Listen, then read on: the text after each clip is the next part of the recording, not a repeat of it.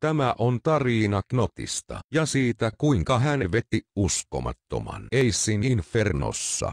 Knotti ystävineen oli teroilla ja häviöllä 7-1. Hänen tiimissään oli Kana, Aki, E-Vision ja joku randomi, jonka nimi oli G-Stars 3 DCKD. Koska he olivat kusseet niin monta raundia, he joutuivat tekoamaan. Muu tiimi lähti liikkeelle, mutta Knotti jäi afkaamaan. Ja myös E-Vision. Mutta vain hetkeksi, sillä hänellä oli kiire auttamaan tiimiään. Ja viimein Knottikin poistui respasta.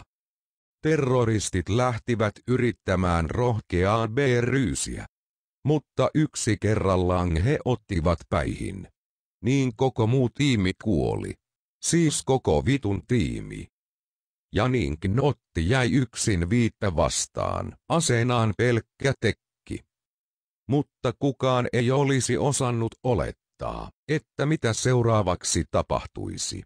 CT tulivat hakemaan Knottia.